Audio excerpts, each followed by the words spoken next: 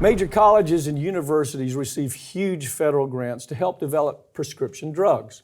But what you may not know is that these colleges also get a cut of the drug's profits, which is why they're teaming up with the ugliest part of Big Pharma to keep the cost of your medications as high as possible because they're making a percentage on those costs. I've got Ring of Fire's Farron Cousins with me to talk about this. Wow. When I saw this, I'm wondering, how has UCLA, NYU, Stanford University, University of North Carolina, Chapel Hill, how have they been under the radar in this, where we didn't know that they are the little gremlins, the secret little gremlins that are doing business with the ugliest part of Big Pharma, who wants to keep drugs as high as they can. He wants to keep drug prices as high as they can. How have we missed this? I mean, we do this every day. I know, and I love that you're saying that, because that is the exact same reaction I had with this story. We've covered this story for 20 years. Yeah. And I learned so much from this article that I didn't know, and it's shocking to me. Until you gave me this story, I would have said, bullshit. Right. But these are university administrators that are part of keeping the cost of drugs sky high, right? Yeah, because what happens here, we've talked about this part. Obviously, the federal government comes in and they say, hey, college, UCLA, because that's one of the worst offenders here. God. UCLA, we've got millions of dollars we want to give to you because you've got brilliant scientists and they're working on a cure for this cancer. So here's millions of dollars, UCLA. You make this cure. It's taxpayer money, but you get it for free. UCLA goes and does it. So, okay, we've got this wonderful drug. And here's the part we didn't know. They do sell it to pharmaceutical companies, which everybody knows, but the university keeps the patent. Right. And every time somebody has to pay $200,000 a month for this cancer treatment, that university is getting a rather sizable percentage you think? of those drug sales. So in addition to getting your, tax dollars, they get a cut of the drug sales. See, that's the ugliest part of it. The university has gotten your tax dollars to do the research, okay? Then they say, I got this patent in, what is it, Zanti? I believe that's how it's pronounced. Yeah, okay, so it's a prostate cancer drug that is sometimes the only thing keeping a person alive, that it costs, is it $2 million a year? Is it $200,000? $200,000. $200,000 a year for that person to buy that drug.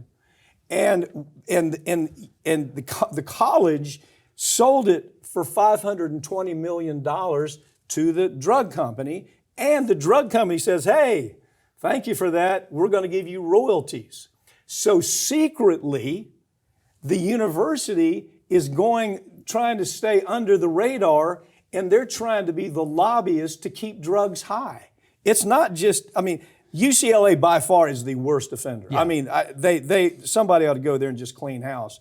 But it's also Chapel Hill.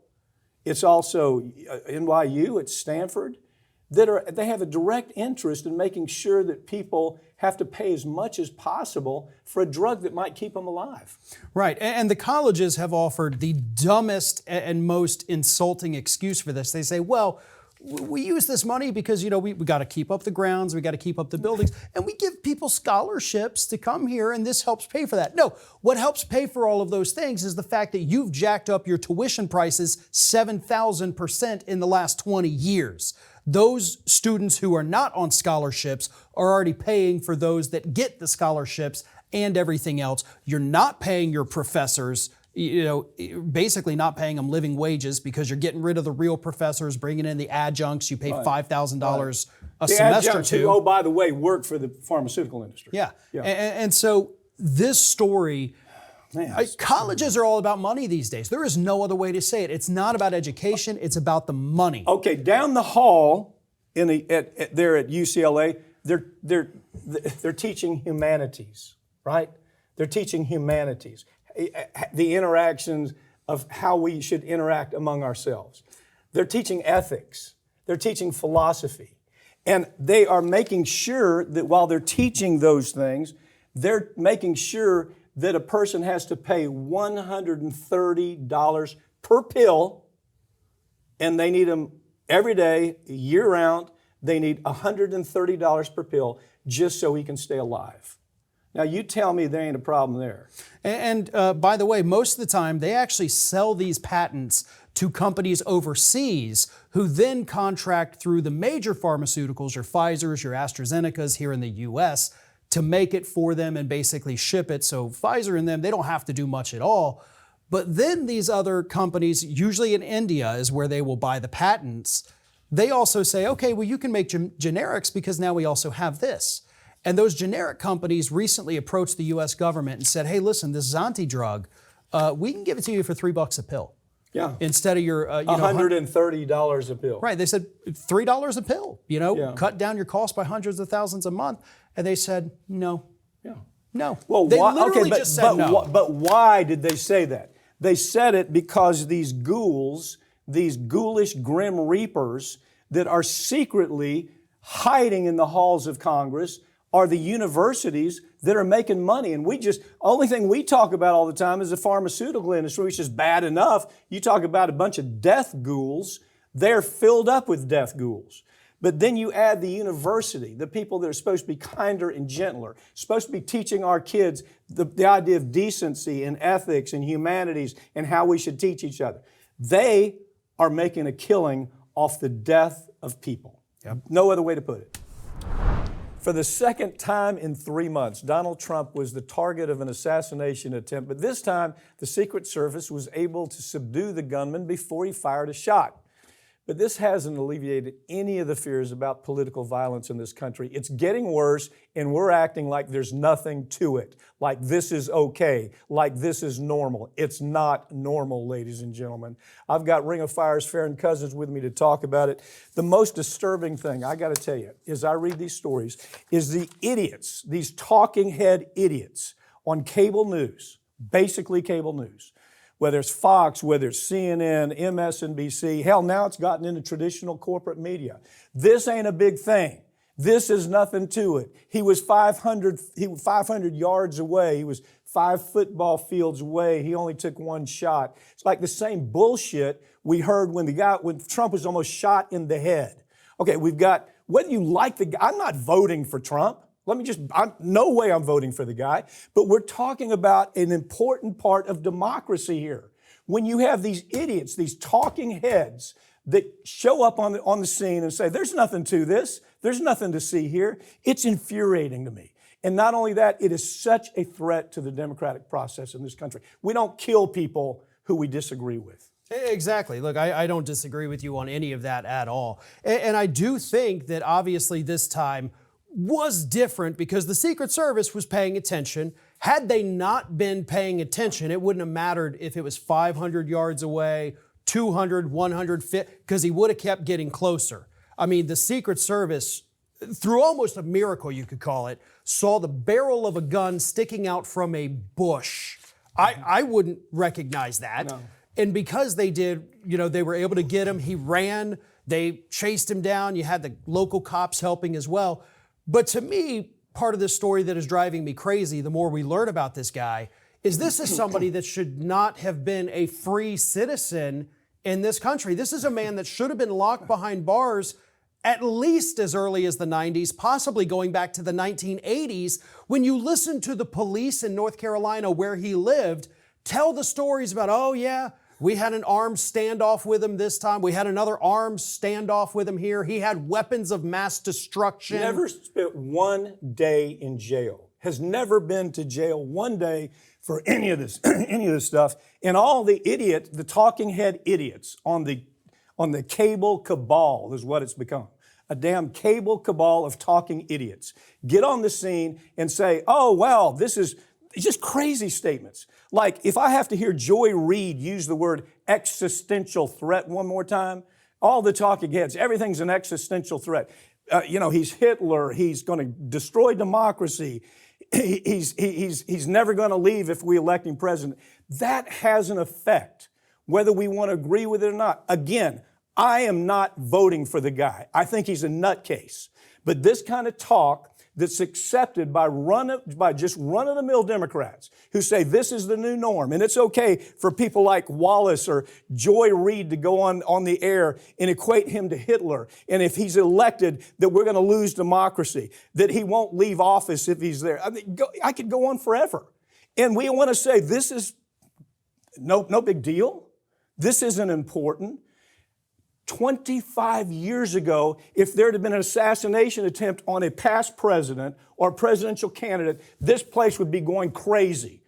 Tune on MSNBC right now. Tune on CNN. See how many times they try to downplay this like it ain't a problem. It's a hell of a problem. It's a fundamental part of democracy that we should allow people to state an opinion, whether we agree with it or not, and not go out and friggin' kill them because we disagree with them. That's where we are in this democracy right now. And you know what? Democrats, just like Republicans, are all part of it. You know, we had a time in this country, most of the history of this country, when you had any kind of, tragedy or almost tragedy, whatever you want to call it here, everybody came together.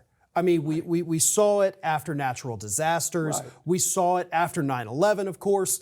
And I think a lot of that really changed after Hurricane Katrina, because that was a natural disaster where everybody should have come together. But instead of that, there was a lot of finger pointing. And I will say rightfully so. We had massive government failures with that. Yeah. And then ever since then, every disaster, every response has become more and more polarized. The BP, Deepwater Horizon disaster was polarizing. You had people defending BP, people defend. So we all became more and more tribal over the years, to the point now where you have plenty of people right now saying, well, it happened because this guy is actually a Republican and he was sick of Trump and wanted him out. And others say, no, he supported and gave money to Democrats. That's why he hates That's Trump. the talking point. It doesn't Can you matter imagine? who he is. Here's a picture of the sticker on back of his truck. It says Biden and Harris. That's the talking point. And these idiots, I swear to God, I have to turn the television off when I see Joy Reid come in or Wallace or any of those people start talking about this stuff. And if I have to hear existential threat to democracy one more time, he went through 4 years as president, okay? There was none of that happened. January 6th is an issue we have to talk about, but it's not like turning democracy on top of its head. And you would think these folks on cable news, the cable news cabal, are scaring the shit out of everybody to where it's time, let's go kill the guy. That's why this is happening. And they're talking about, well, is he a Democrat, is he a Republican? Who the hell cares? He's a crazy person. He's a crazy person that threatened the life of an ex-president, okay? And we act like that's no big thing because it's Trump. How much time do we spend on this network where you blast Trump every single day, 5 times a day? We do that for a reason, right? Yeah. We do it because we believe that. Have you ever said it's a good idea to go out and shoot the son of a bitch? Has that ever happened? Of course not. Have you ever glorified the idea of a guy like this going out and taking a shot, potentially killing an ex-president? absolutely not. Of course not. But right now on cable news, it's all Trump's fault. Trump has brought all this on himself. You know what? There's some truth to that, but you cannot ignore these idiots on corporate cabal news that are pumping this up to where we don't even have anything that looks like a friggin' democracy when we can say that we put on Liz Cheney, great example. How in the hell have we started embracing people like Liz Cheney, who was nothing more than an extension of Daddy, who was a psychopath war criminal, okay? Who pumped him up after he killed thousands of people in Iraq for no good reason, lied us into a war. Weapons of mass destruction was his lie. And his idiot daughter is out there extending that argument like saying, we got to get tough, we got to get tough. She's one of the talking heads. She's one of the people that go this far to saying, go kill the guy. I mean, if you listen to her language, it's ugly language. And the Democrats, hell, they've embraced her. You know, she's like one of us right now. Really? She's not one of me.